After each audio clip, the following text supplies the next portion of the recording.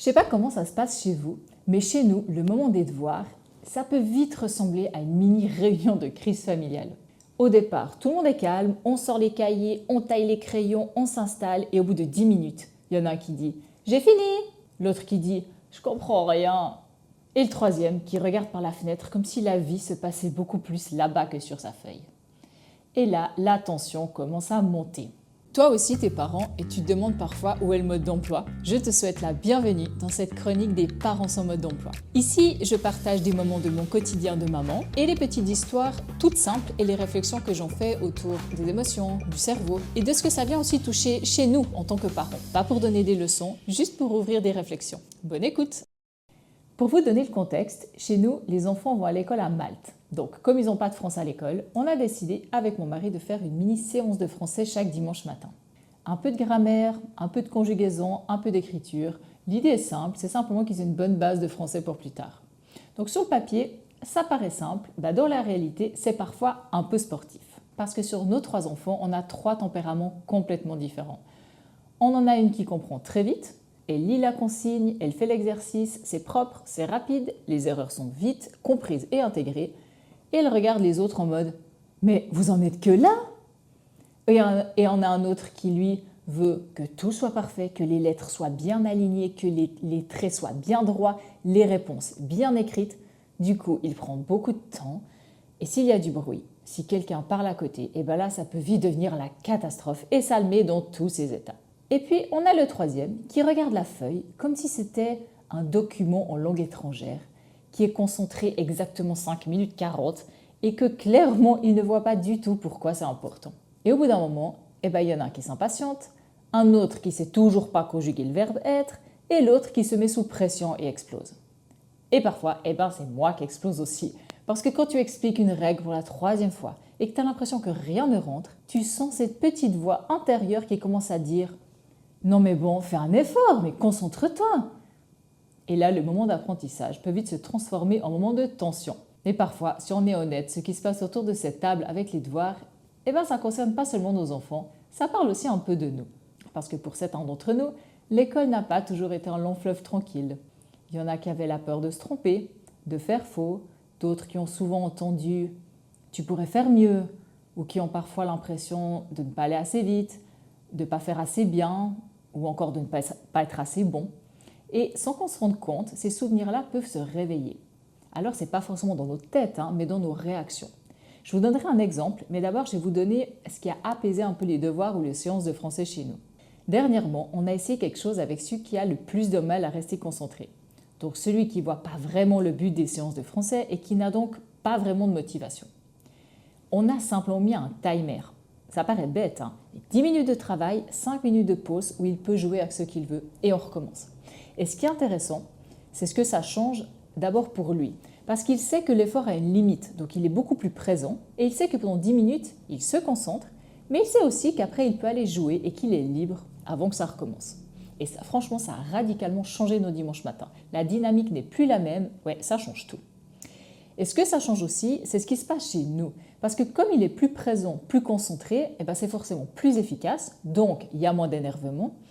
Et si par hasard ces 10 minutes sont quand même un peu éprouvantes et que ça se passe pas comme on le voudrait, disons, pour nous aussi c'est que 10 minutes. Et donc après, on a 5 minutes pour relâcher notre agacement et ça évite d'accumuler ces énervements et ça suffit parfois à empêcher la tension de monter. Ensuite, avec celui qui est plus sensible au bruit et à la pression et qui a ce besoin que tout soit parfait, ce qui marche le mieux, c'est simplement de le prendre seul. Un moment tête à tête ou alors de lui permettre de s'isoler quand il travaille. Mais le souci, c'est que souvent, il ne veut pas être seul dans sa chambre. Donc lui, il apprend très bien, mais pas dans le chaos et il n'aime pas être seul. Du coup, dans cette configuration, le souci, c'est que justement, quand moi je suis seule, c'est difficile de répondre aux besoins de chacun en même temps. Donc parfois, on fait quelque chose de très simple aussi. Avec les deux qui ont besoin de présence et qui ont donc moins d'autonomie, on lance un dé. Et celui qui a le chiffre le plus haut, par exemple, commence avec moi. Et pendant ce temps-là, l'autre peut aller jouer et il sait que son tour va arriver après. Donc parfois, le vrai défi dans les devoirs, ce n'est pas seulement ce que les enfants doivent apprendre, mais c'est justement de comprendre comment chacun fonctionne et d'adapter notre manière de les accompagner. Alors je sais que pour beaucoup de parents, le temps est précieux, c'est clair. On rentre du travail, il y a les devoirs, le repas, le coucher, tout s'enchaîne. Alors la tentation est grande de vouloir que ça aille vite. Mais avec l'expérience, je me rends compte d'une chose. Aller vite sous tension, sous pression et parfois en s'énervant, en réalité ça fait rarement gagner du temps. Souvent ça bloque tout le monde et l'ambiance familiale en prend un coup. Alors que prendre un peu plus de temps, dans le calme, en respectant le rythme de chacun, au final, c'est souvent là que les choses avancent vraiment. Donc pour moi, au bout du compte, le choix est assez vite fait. Mais ce qui est le plus intéressant, c'est pas seulement ce qui se passe chez nos enfants, mais c'est ce que ça vient toucher chez nous en tant que parents. Parce que dans ces moments-là, on ne réagit pas seulement à l'exercice qui n'est pas compris ou au comportement de notre enfant, on réagit aussi à tout ce que ça vient réveiller chez nous. Alors ça peut être la fatigue de la journée, l'impression de manquer de temps, et parfois même une petite inquiétude, mais ce qui va arriver dans sa scolarité ou dans sa vie. Et souvent c'est là que la tension monte. Mais parfois, consciemment ou inconsciemment, c'est des souvenirs ou des histoires personnelles qui remontent. Pour ma part, j'ai eu pas mal de difficultés en maths à partir de peut-être 11 ans et qui m'ont poursuivi jusqu'à la fin de mes études et formations. Quand ma fille me pose des questions sur ses devoirs de maths, premièrement ça me bloque et surtout ça réveille des tonnes de trucs. L'autre jour par exemple, elle me pose des questions sur la géométrie. Alors déjà, c'est des notions que généralement tu ne réutilises pas après l'école. Enfin, je sais pas toi, mais moi au quotidien, les calculs d'angles des triangles isocèles et équilatérales, j'en ai pas l'utilité. Et en plus, tous les termes sont en anglais. Enfin bref, je savais pas lui répondre de suite, donc j'ai dû faire des recherches pour me remettre dans le bain et j'ai finalement fini par m'énerver. Et elle n'a rien compris pourquoi. Et c'est après que je me suis rendu compte que c'est venu réveiller mes souffrances en lien avec les maths pendant ma scolarité. Les échecs, ne pas être assez bien, mes tendances à me dévaloriser, etc. Et sans que je me rende compte, mes émotions ont pris le dessus et je me suis énervée alors qu'elle m'a juste demandé des clarifications pour son devoir. Donc au fond, les devoirs, c'est pas seulement un moment où les enfants apprennent, mais c'est aussi un moment où les parents, on découvre que les devoirs des enfants peuvent parfois réveiller des histoires personnelles ou même peut-être les élèves qu'on a été. Donc peut-être que la prochaine fois que la tension commencera à monter autour de la table et des devoirs, au lieu de se dire « mais pourquoi c'est si compliqué ?», on pourrait peut-être se demander « mais qu'est-ce qui est en train de se passer chez mon enfant et qu'est-ce que peut-être ça vient réveiller chez moi ?»